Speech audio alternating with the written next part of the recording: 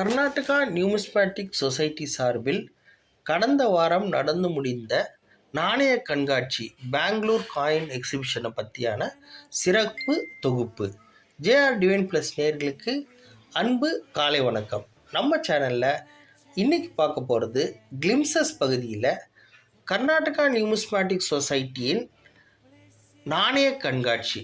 கடந்த வாரம் நம்ம ஏற்கனவே தெரியப்படுத்தின மாதிரி பெங்களூரில் ஒரு நாணய கண்காட்சி நடந்தது. அதில் நம்ம பங்கேற்றோம்.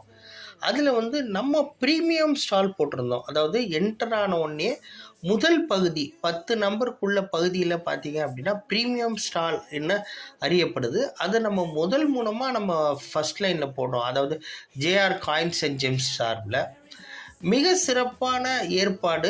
வழக்கம் போல் மருதுரார் ஆர்ட்ஸ் அதை பொறுப்பெடுத்து நடத்துனாங்க. ஏன்னா அவர் தான் பிரசிடென்ட்ன்ற காரணத்தினால ஏல விற்பனையாக இருக்கட்டும், திரு ஓஸ்வால் அவர்கள், மருதுரார் ஆர்ட்ஸ் அவர்கள் மூலமாக ஆக்ஷன் சிறப்பாக நடந்தது.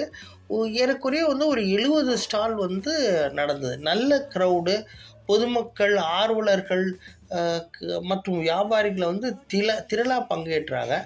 ஆனால் ஏதோ ஒரு காரணத்தினால அந்த பெங்களூர் சாம் அப்படின்றது கம்மியான மாதிரி ஒரு ஃபீல்.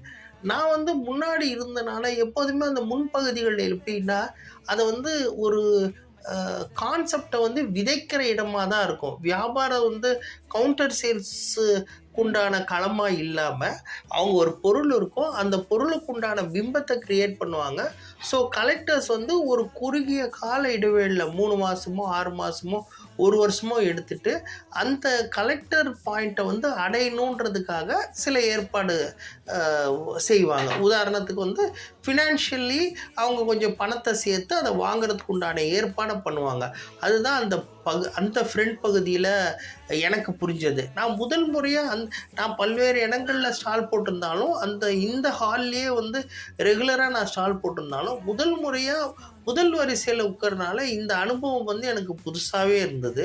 மற்றபடி நல்ல அருமையான பிரமாதமான அறியப்படாத பல விஷயங்கள் நமக்கு தெரிஞ்சுது. அங்கே பல காயின்ஸு, கரன்சிஸாக இருக்கட்டும், அஞ்சல் தலைகளாகட்டும், ஆன்டிக்ஸ், கியூரியோஸ், ஜுவல்லரி, கோல்டு, ஜெம்ஸ்டோன்ஸ்னு பல விஷயங்கள் அங்கே இருந்தாங்க. நம்ம ஸ்டால் இது எல்லாத்தையோட கலவையாக இருந்ததுனால நல்லாவே ரெஸ்பான்ஸ் இருந்தது, நல்ல அங்கீகாரம் இருந்தது.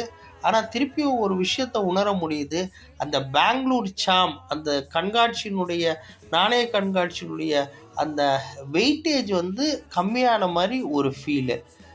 உங்களுக்கு இதில் ஏதாச்சும் ஒரு கருத்து இருந்ததுனாவோ, மாற்று கருத்து இருந்ததுனாவோ தாராளமாக பதிவிடலாம். இதை மேம்படுத்துறதுக்கு உண்டான கருத்துக்களும் வரவேற்கப்படுது. மற்ற விஷயங்கள் ஆஸ் அன் இண்டிவிஜுவல் எனக்காக ஏதாச்சும் ஒரு ஆலோசனை சொன்னாலும் தாராளமாக அதையும் நான் ஏற்றுக்க தயாராக இருக்கிறேன். இந்த காணொளி உங்களுக்கு பிடிச்சிருக்கும்னு நான் நம்புகிறேன். பிடிச்சிருந்ததுன்னா சொந்தம் மற்றும் நட்பு வட்டங்களுக்கு பகிருங்க.